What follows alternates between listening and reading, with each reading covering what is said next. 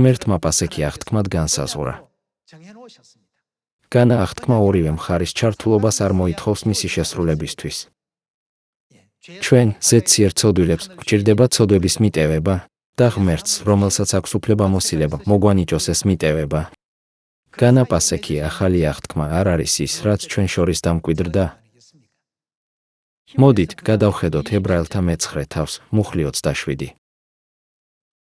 მოდით, ვნახოთ ღვთის სიტყვა, რომელიც ჩაწერილია ებრაელთა მე-9 თავში, მუხლი 27-ში.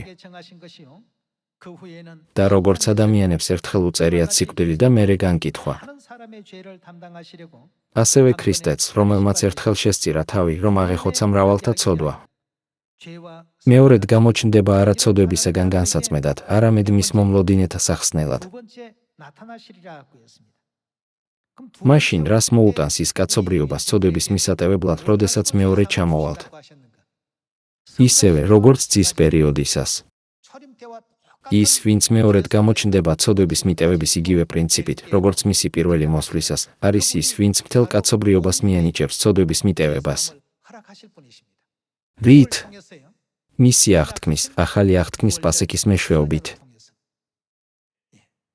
იესომ ქადაგებდა ხსნის ჭეშმარიტებას, რომლის მეშვეობითაც კაცობრიობას შეეძლო ცოდვების მიტევება. დაასრულა თავისი სამწელიწადნახევრის მსახურება და ამაღლდა ზეცად. მას შემდეგ მოციქულებმა ფართოდ დაიწყეს ქადაგება იესოს ჭეშმარიტების შესახებ, რომელმაც ცოდვების მიტევება მიანიჭა. ყველას, ვინც იესოს სწამს და იესოს ძალას ეყრდნობა, შეუძლია მიიღოს ცოდვების მიტევება. მოდით, ვირწმუნოთ იესო და გადავრჩეთ ერთად. მოდით, მივიღოთ ცოდვების მიტევება. ისინი ამ გზით მრავალ ადამიანს ქადაგებდნენ. ამიტომ სულიწმინდის ეპოქაში ჩვენც ნათლად უნდა გავიგოთ და ვიქადაგოთ სულიწმინდასა და პატარძალზე, ჩვენი ღმერთის შესახებ, რომელიც ამ დედამიწაზე მოვიდა. ჩვენ უნდა გვწამდეს ისინი, რათა მივიღოთ ცოდვების მიტევება. იწამე უფალი იესო და გადარჩებით შენს და მთელი შენი სახლიც. განახსნა არ ნიშნავს ცოდვების მიტევების მიღებას. ამგვარად სულიწმინდის ეპოქაშიც ისინი, ვინც არ სწამთ სულიწმინდისა და პატარძლის, ზეციერი მამისა და ზეციერი დედის ვერასდროს მიიღებენ ცოდვების მიტევებას. ეს არის დასკვნა, რომლის გამოტანაც შეგვიძლია ძის ეპოქის ისტორიის გაცქერის შემდეგ. განა ბიბლია არ ამბობს, რომ ის მეორედ მოვა, რათა კაცობრიობას ცოდვების მიტევება ახალი აღთქმის ჭეშმარიტებით მიანიჭოს. ამგვარად მისი მეორედ მოსვლისას ჩვენ ვერ მივიღებთ ცოდვების მიტევებას, თუ მის სახელს არ ვენდობით. ასე რომ, წინასწარმეტყველ ესაიას თანახმად, ვისი სახელი ეწოდინება ღვთის ხალხს, დაწერილია, რომ ღვთის ხალხს ეწოდინება ღვთის სახელი. ისინი არიან ისინი, ვინც იმსახურებენ ცოდვების მიტევებას. მხოლოდ უფალოს თქმა არ ნიშნავს, რომ ჩვენი ცოდვები ავტომატურად გვეპატიება. სწორედ ამიტომ გაუსვა იესომ ამას არაერთხელ ხაზი მათეს მე-7 თავში. მან თქვა, ყველა ვინც მეუბნება, უფალო. როდი შევაცათა სასუფეველში არამედ ის, ვინც აღასრულებს ჩემი ზეციერი მამის ნებას. სხვა სიტყვებით რომ ვთქვათ, ჩვენ არ შეგვიძლია ცოდვით შევიდეთ სათასასუფეველში. ჩვენ უნდა მივიღოთ ცოდვების მიტევება. თუმცა შეგვიძლია თუ არა ჩვენ ცოდვილ ადამიანებს განვიწმინდოთ ჩვენი ძალისხმევითა და დამსახურებით. რადგან არ შეგვიძლია, რა არის საჭირო?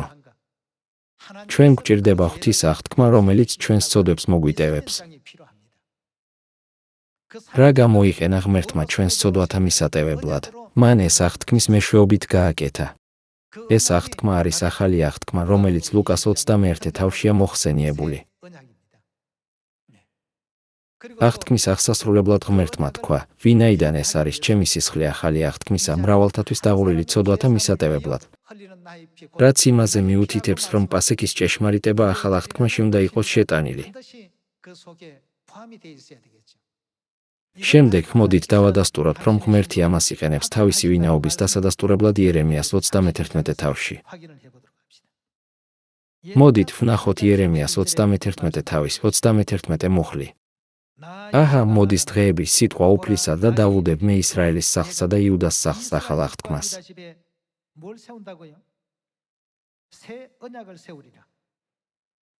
უფალმა ნათლად თქვა, რომ როდესაც დავინახავთ მას, ვინც ახალ აღთქმას დებს, უნდა ვიცოდეთ მისი ვინაობა.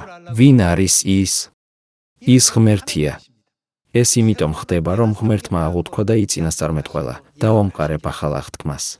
მაშინ, თუ სამებას განვიხილავთ, ვინ არის ღმერთი იეჰოვა მამის ეპოქაში, ძის ეპოქაში, ეს არის იესო და ვინ არის ის სულიწმინდის ეპოქაში, ეს არის ქრისტე ან სანგხონგი. გავაგრძელოთ მუხლი 22-ით. არა ისეთ აღთქმას, რომელიც დავუდე მათ მამებს იმ დღეს, როდესაც ხელი მოვკიდე მათ. რომ გამომეყვანა ისინი ეგვიპტის ქვეყნიდან ჩემი აღთქმა, რომელიც მათ დაარღვიეს, მე კი ვპატრონობდი მათ, სიტყვა უფლისა. რადგან ეს არის აღთქმა, რომელსაც დავუდებ ისრაელის სახლს იმ დღეების შემდეგ, სიტყვა უფლისა მივცემ მათ ჩემს რჯულს და მათ გულებზე დავწერ ამას, და მე ვეყოლები მათ ღმერთად და ისინი მეყოლებიან მე ერად. და აღარ ასწავლის მეტად თითოეული თავის მოყვას და თითოეული თავის ძმას ასე, შეიცანით უფალი. რადგან პატარიდან დიდამდე ყველას ვეცოდინები მე, სიტყვა უფლისა, რადგან ვაპატიებ მათ ურჯულოებას. ეს არის ღმერთი, რომელიც ცოდვების მიტევებას იძლევა.